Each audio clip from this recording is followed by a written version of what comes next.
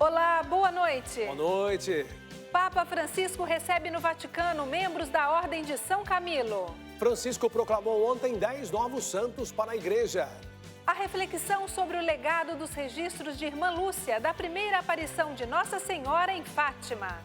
Em entrevista exclusiva, pesquisador italiano da Universidade de Pádua afirma que fé e ciências o levam a crer que o homem do Santo Sudário é o Cristo da Bíblia. Plataforma disponibiliza formação gratuita para pais e profissionais interessados em educação parental. Câmara deve votar amanhã a medida provisória que permite renegociação das dívidas do FIES. Fiéis voltam a se encontrar no Santuário Tabor da Liberdade, em Minas Gerais. E a visita do Núncio Apostólico à Diocese de Lorena e à comunidade Canção Nova. O Canção Nova Notícias começou!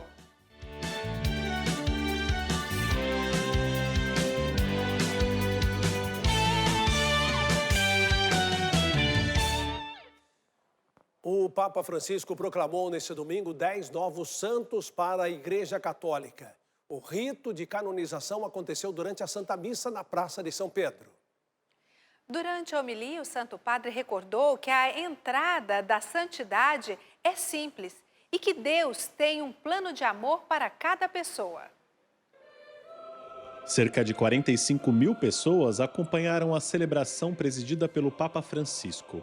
A missa começou com o rito da canonização, que incluiu a leitura de biografias curtas de cada beato, lidas pelo cardeal Marcello Semeraro, prefeito da Congregação para a Causa dos Santos. O rito concluiu quando o pontífice recitou a fórmula de canonização em latim e declarou que os novos santos podem ser venerados por toda a Igreja. Em sua homilia, o Papa destacou que a principal vocação cristã é servir ao Evangelho e ao próximo, sem esperar nada em troca, e recordou que a estrada da santidade é simples, consiste em ver sempre Jesus nos outros, sobretudo quando temos a capacidade de tocar e olhar a carne de Cristo que sofre nos nossos irmãos e irmãs. Fratelli e nostre sorelle. Ao concluir, Francisco disse que os recém-canonizados nos ensinam que ser santo ou santa é isto, se tornar um reflexo luminoso do Senhor na história. E completou: Deus tem um plano de amor e um sonho para cada um de nós, de forma única. Levai-o adiante com alegria. E dentre os 10 novos santos proclamados aqui pelo Papa Francisco na Praça de São Pedro, um deles é Tito Brasma, um carmelita e jornalista que morreu num campo de concentração. Nos encontramos com a família religiosa do santo holandês, que com muita festa acompanharam a canonização. O superior-geral da Ordem dos Carmelitas nos contou a importância deste testemunho. O amor, o sacrifício, a simplicidade. E nele encontramos o ideal da vida humana, da vida do sacerdote, da vida do religioso, da vida do carmelita. Então, por isso. Uma santidade que, de maneira muito concreta, continua a ser vivida nos tempos atuais. Todos nós somos chamados a viver esse processo de humanização para nos tornarmos verdadeiros santos e santas para esses tempos que urgem sair do coração da sociedade e da igreja, homens e mulheres comprometidos com essa verdade. Outro belo testemunho é o de Santa Maria de Jesus Santo Canale, que deixou suas marcas de santidade através de um árduo seguimento a Cristo e foi fundadora de um instituto religioso que atualmente está presente também no Brasil.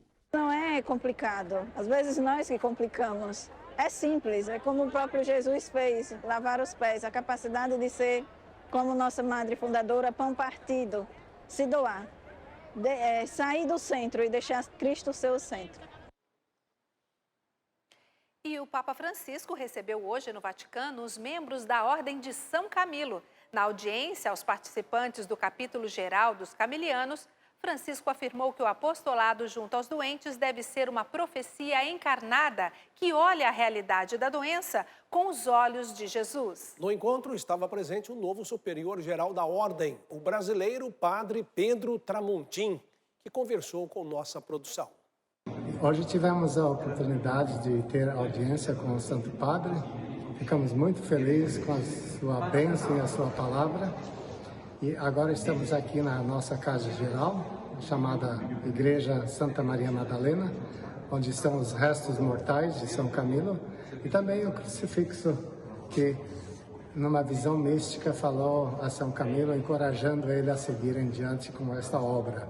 E rezaremos especialmente por todos os enfermos. Em Portugal, após a peregrinação internacional aniversária de maio, que marca a primeira aparição de Nossa Senhora, conforme Lúcia registrou em suas memórias, foi a vez de refletir um pouco mais sobre o seu legado. Em Coimbra foi apresentada nesse fim de semana a Memória, uma revista do Memorial e Arquivo de Irmã Lúcia. Uma publicação periódica com a finalidade de promover e divulgar o conhecimento multidisciplinar da vida e obra de Irmã Lúcia de Jesus e do Coração Imaculado, sua relação com o divino e com a vida cotidiana. A Irmã Lúcia ela está em diálogo. Ela está em diálogo com as autoridades que a visitam, com as autoridades que conversam com ela, mas também com o mundo cotidiano. Então é muito interessante porque ela está a vários níveis da própria história mundial. O evento contou com a presença do bispo de Coimbra, Dom Virgílio Antunes, que ressaltou também como a vida de Irmã Lúcia foi para além do catolicismo. Respeitando-se o sigilo do processo de beatificação da religiosa, será possível conhecer, por meio do periódico, alguns pontos de seu arquivo que muito ecoam a história do século XX. Lembramos que as aparições de Fátima são 17, no contexto da Primeira Guerra Mundial. Depois, logo a seguir, teremos a Segunda Guerra Mundial e isso traz um conjunto de questões de ordem moral para o mundo. Não é? E a Irmã Lúcia é uma pessoa que, dentro daquilo que é o espírito da mensagem de Fátima, ela vive muito o que é a história do mundo do seu tempo. Não é por acaso que ela relembra, inclusive nestes contextos, a questão da importância da devoção ao Imaculado Coração e a questão da consagração ao Imaculado Coração, que ela várias vezes solicita aos Papas. A sessão pública marcou também a apresentação do grupo de trabalho do acervo da religiosa e da construção das instalações do memorial. As futuras instalações passam a ser denominadas Memorial e Arquivo Irmã Lúcia. O Carmelo de Coimbra é herdeiro da memória e do espólio documental da vidente de Fátima, que aí viveu por 57 anos. A nova publicação propõe um estudo em torno de sua figura histórica e das relações que estabeleceu durante a sua trajetória. Por meio da metodologia da história oral, os testemunhos de quem conviveu com ela extrapolarão as grades da clausura.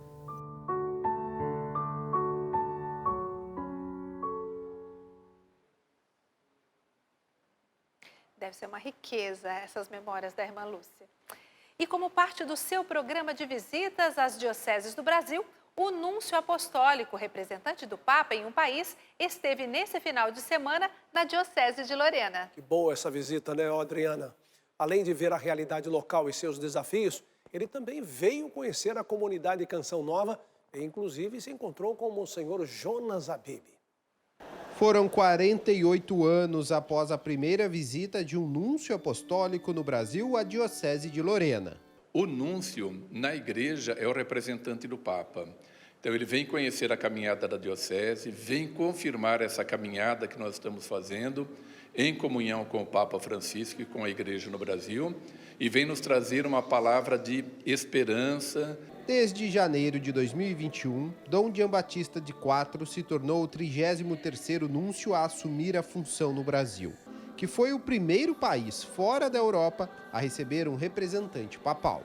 Ele está a serviço, vamos dizer, da unidade da igreja, da comunhão de todas as igrejas locais com Roma. Mas, ao mesmo tempo, o núncio tem uma outra função, é ser o embaixador da Santa Sé junto aos estados, junto aos governos. É uma riqueza extraordinária da realidade do Espírito Santo no Brasil. Uma realidade de vivência cristã, de oração, de fé, de amor à igreja.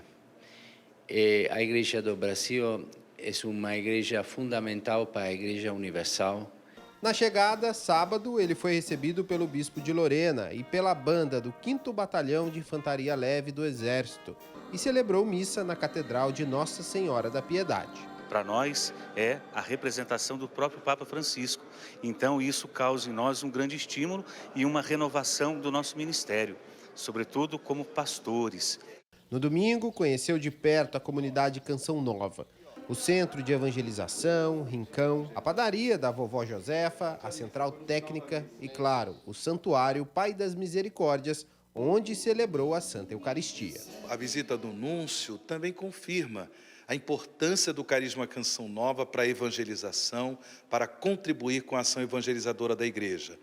Nesses tempos de incertezas, nesses tempos ainda de pandemia, a Canção Nova ela tem prestado um serviço maravilhoso, através do sistema de comunicação, mas também dos encontros. E antes de encerrar a visita, o Núncio presidiu a Santa Missa da manhã.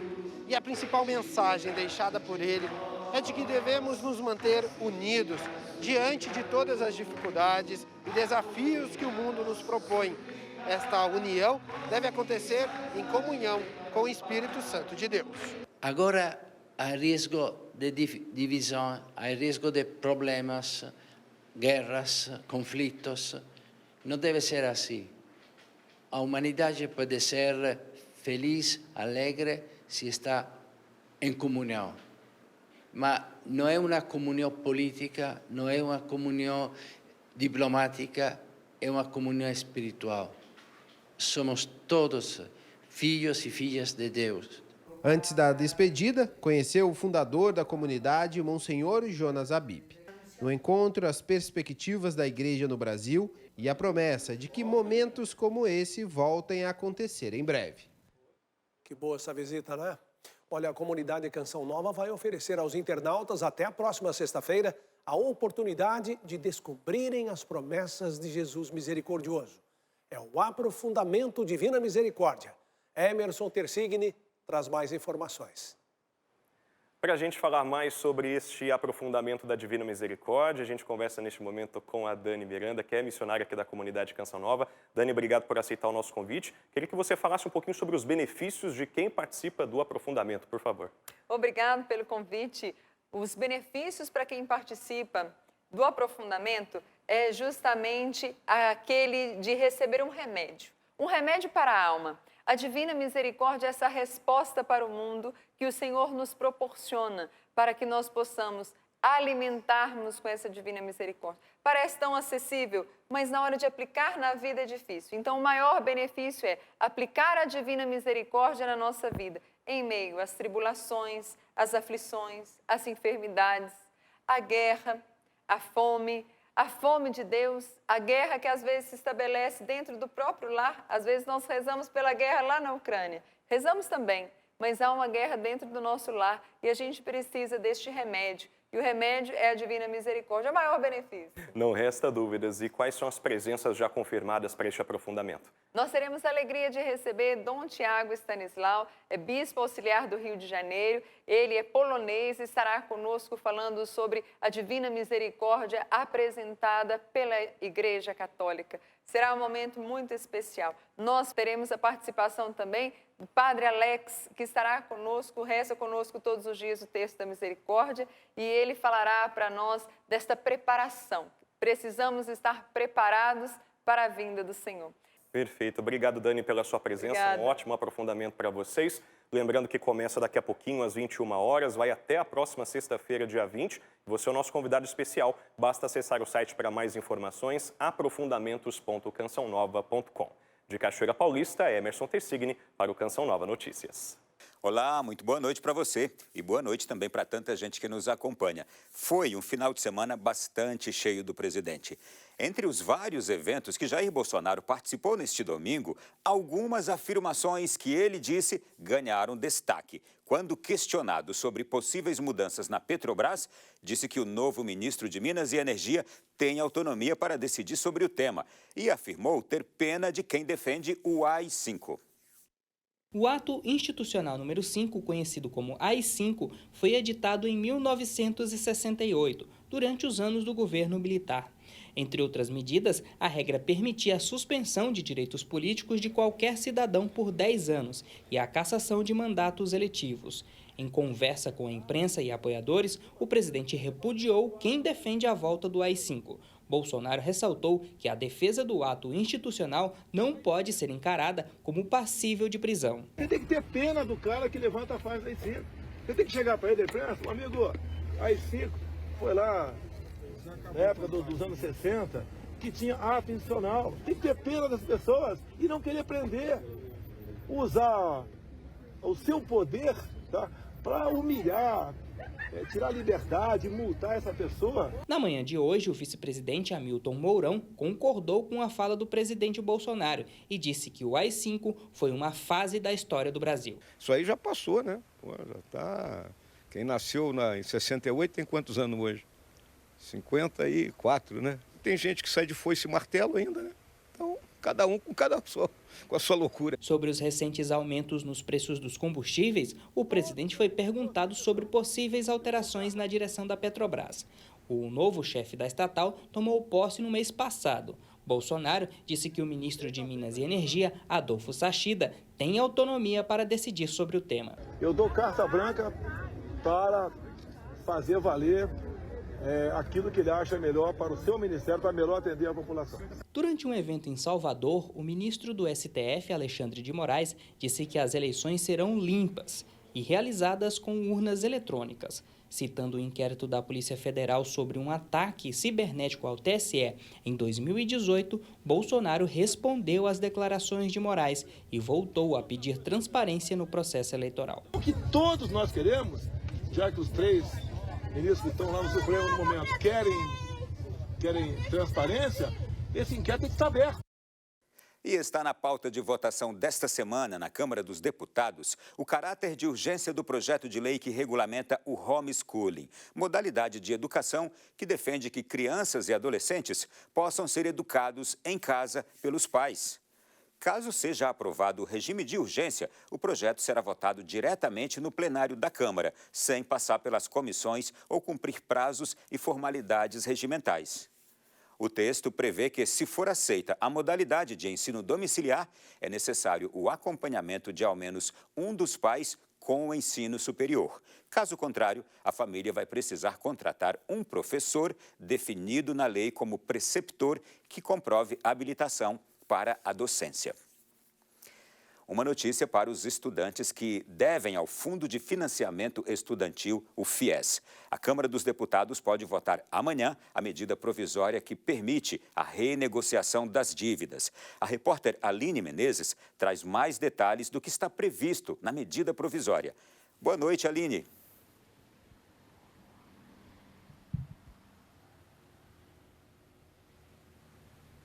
Boa noite, Ronaldo, e boa noite a todos que nos acompanham.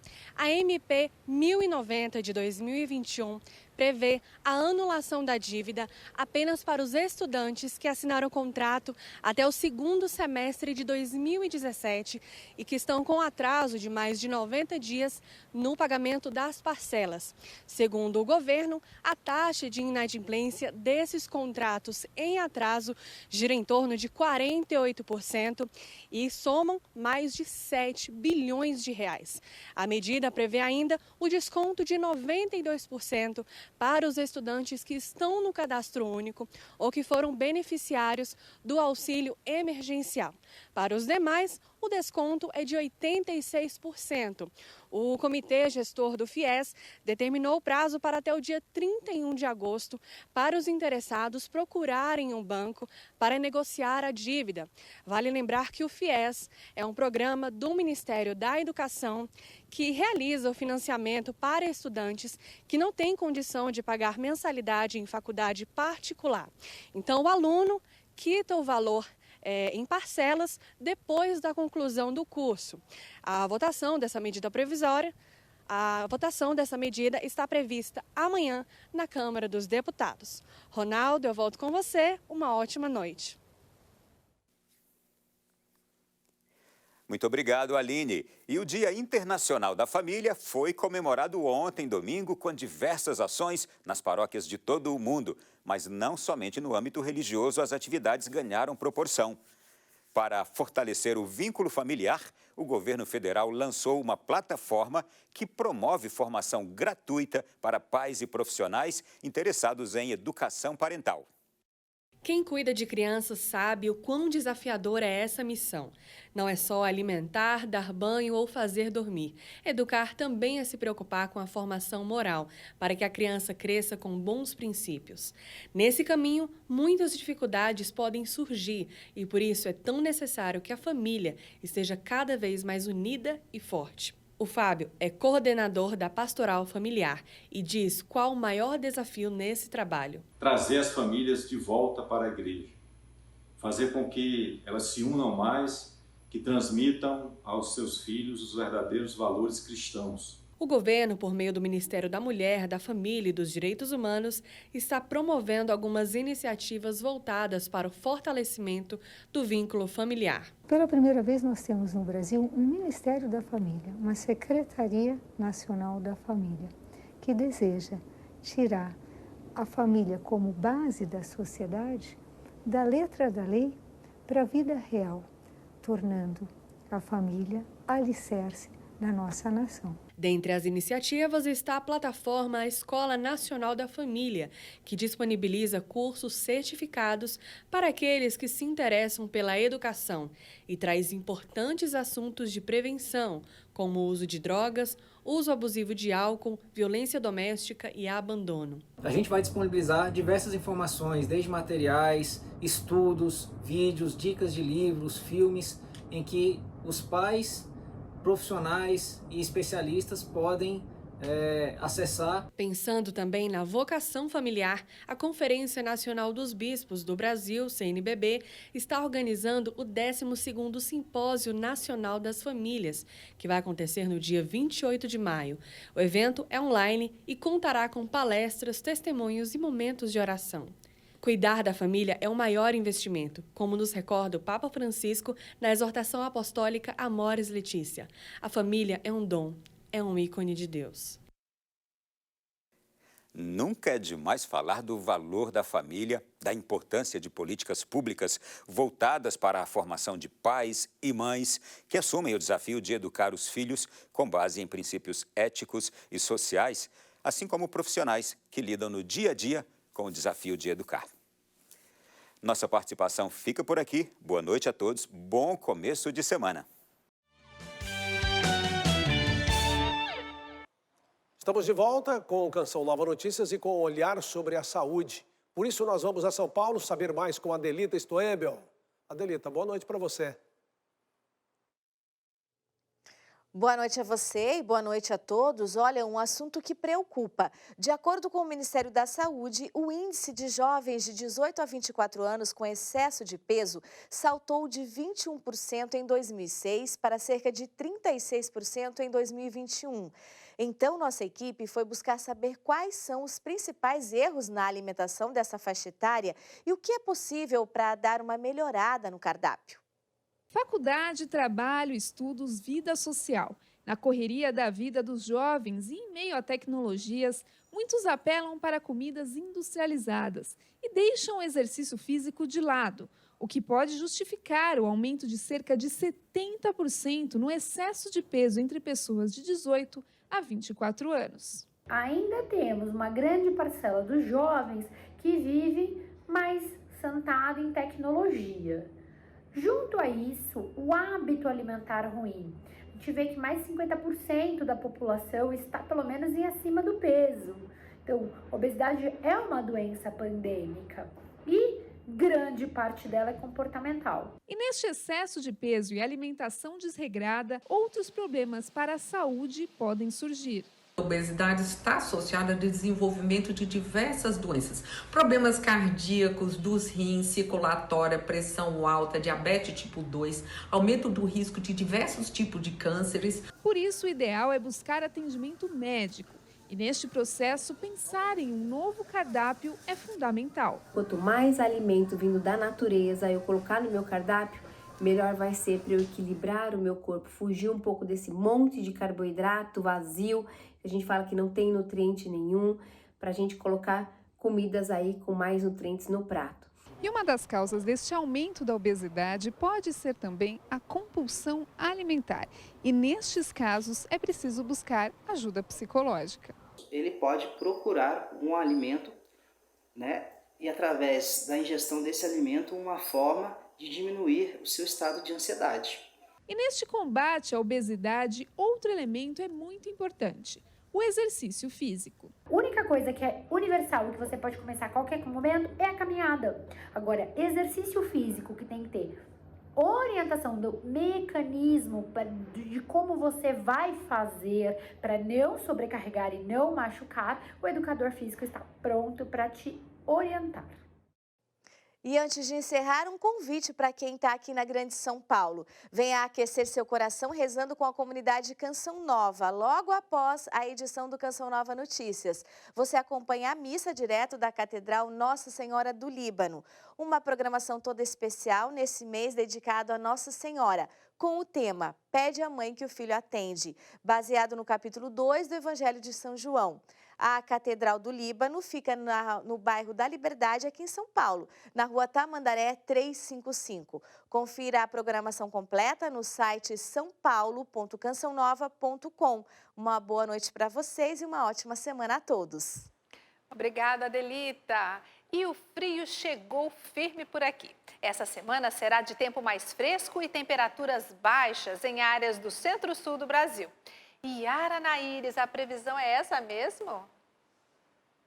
Olá, boa noite a vocês, boa noite a todos de casa. Olha só, o ciclone que avançou na costa do Rio Grande do Sul espalhou frio para outras regiões, levando instabilidade nessas áreas do centro-sul do país. E com previsão de chuva isolada nos pontos em azul no mapa e risco de geada até o fim da semana em cidades do sul, também do Mato Grosso do Sul, sul de Goiás, São Paulo, sul de Minas e Triângulo Mineiro. As temperaturas ficam mais baixas essa semana e amanhã deve marcar mínima de 10 graus em Porto Alegre, 11 em Florianópolis e 3 graus em Curitiba. E você da Serra Catarinense, prepare o agasalho, pois a partir desta noite as temperaturas podem bater 0 grau, de acordo com o EPAGRI. Aqui na nossa região pode fazer frio de 10 graus em São Paulo e 14 em Belo Horizonte. Já no centro-oeste, pode bater mínima de 8 graus em Campo Grande, 16 em Cuiabá, 15 graus em Goiânia e em Brasília. O ar polar que resfriou as regiões do Sudeste, Centro-Oeste e Sul atinge de forma menos intensa áreas do Norte e do Nordeste, como o sul da Bahia. A previsão é de chuva frequente no Amazonas, em Roraima, noroeste do Pará e no Amapá, com acumulados de chuva que podem chegar aos 32 milímetros no interior do Amazonas e 40 milímetros em Roraima. Também há risco de temporais no Nordeste, principalmente na costa norte da região. E os termômetros podem registrar mínima de 22 graus em Salvador. Volto com vocês aqui no estúdio, Reinaldo e Adriana. Obrigado, Yara. Olha, vamos para a Terra Santa, porque em Tel Aviv, os cristãos migrantes se reuniram para celebrar Nossa Senhora Mulher de Valor. Entre os títulos da Virgem Maria está o de Nossa Senhora Mulher de Valor, celebrada com festa em Tel Aviv. É a festa da padroeira dessa igreja no sul de Tel Aviv. É a única ela dedicada que pertence ao vicariato dos migrantes e requerentes de asilo. E, é claro, é uma igreja muito internacional. Temos singaleses orando aqui, Rito Ges da Etiópia, Eritreia, África, indianos de língua Konkani e língua malaia, filipinos e assim por diante. Um dos títulos de todos os títulos da Mãe de Deus é realmente Mulher de Valor, que se encontra no Antigo Testamento. Na missa solene, canções e leituras em diferentes idiomas. A celebração foi presidida por Padre Nicodemos Schnabel, vigário patriarcal para os migrantes e requerentes de asilo, e contou com a alegria e o colorido das migrantes vestidas com as roupas típicas de seu país de origem. Todos os anos, em maio, os migrantes se reúnem nesta igreja para pedir ou para agradecer a intercessão de Nossa Senhora, Mulher de Valor. Agora celebramos isto com um grande coração, acolhendo todas as mulheres migrantes em Israel, porque são as mulheres que prestam principalmente seus serviços ao povo de Israel, especialmente aos idosos e os doentes. Essas mulheres também são chamadas de mulheres de valor. Uma mulher virtuosa, quem pode encontrá-la? Superior ao das pérolas é o seu valor. Passagem bíblica do livro de Provérbios que reflete a beleza e a luta dessas mulheres e também de homens que encontram aqui a ajuda que precisam. Estamos aqui para ajudá-los psicologicamente em sua espiritualidade, caso tenham algum problema. Nós sempre viemos aqui, minha família toda. Toda a família está feliz. Good, happy. All family.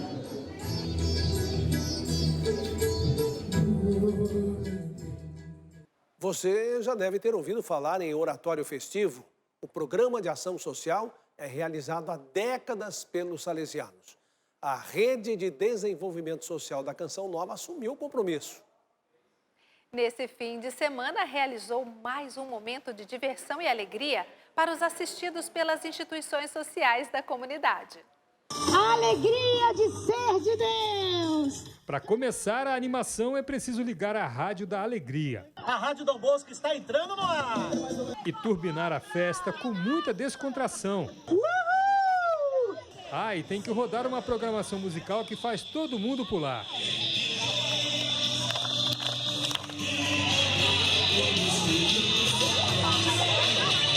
E essas ondas que espalham diversão pelo ar contagiam cada uma das crianças. O que você está gostando mais? Amor. Tá dançando? E o que dizer das sorridentes mamães que acompanham tudo de perto? Tô amando, muito bom. E a criança sendo criança, né? Brincando, sendo feliz. Tudo combina, né? Então tá bom demais. Antes do oratório festivo terminar, ainda dá tempo de assistir ao teatro que conta a história de Dom Bosco. Ele acolhe jovens, crianças e também aqui tem muitas atividades legais. E depois de tanta alegria e diversão, até os mais sérios admitem. É tudo muito bom por aqui. Tô gostando de tudo. De tudo? Tudo? Tá feliz?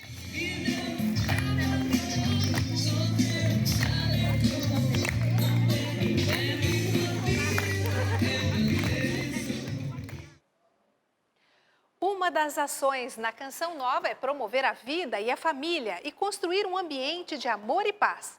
Este gesto evangeliza e acontece porque muita gente contribui para que esta canção seja cantada todos os dias com boas obras. Estamos com 48% do projeto Dai-me Almas nesse mês de maio. Semear o Evangelho e fazer a diferença na construção da paz, eis a nossa missão. Convido você para participar dela, acessando clube.cançãonova.com. Faça a sua doação. Obrigada por seu comprometimento e fidelidade. Após 2 anos de festividades paradas por causa da pandemia, os fiéis voltaram a se encontrar nesse fim de semana no Santuário Tabor da Liberdade, em Confins, região metropolitana de Belo Horizonte. Os festejos marcaram a abertura do jubileu de 20 anos do Santuário da Mãe Rainha. A alegria, a fé e a comunhão entre os irmãos não esconderam o desejo. O povo estava com saudades desse calor humano. Muita bênção ver as pessoas chegando aqui emocionadas, com saudade do santuário. O dia começou cedo no santuário com programação cheia. Adoração, oração do terço e o encerramento com a Santa Missa. Eu vejo que o povo está sentindo essa fome, essa sede, né, após pandemia. Por isso essa quantidade de gente retornando ao santuário, buscando a graça, buscando a oração. Dona Mariana viajou mais de 130 quilômetros para visitar o santuário. É a 4ª vez que ela participa deste encontro especial. Foi bom demais, muito maravilhoso, né? Muito emocionante, né? Voltar a fé, né? O amor à Nossa Senhora, a Virgem Santíssima. Quem compareceu pela primeira vez também se emocionou. Achando muito bom, gosto muito daqui, meu corpo até rompeu na hora da muita emoção, sabe? Que ele tem muita graça para agradecer, né?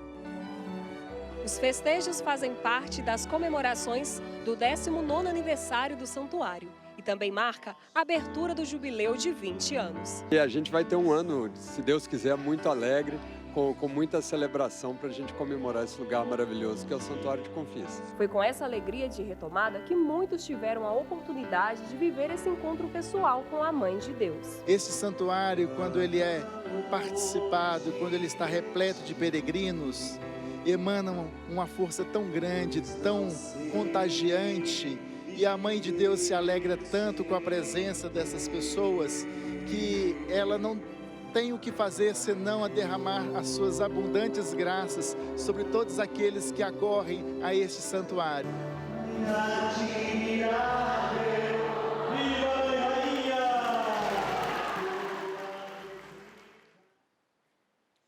E assim a gente encerra a edição de hoje do Canção Nova Notícias. Reveja as reportagens já disponíveis no nosso site noticias.cançãonova.com.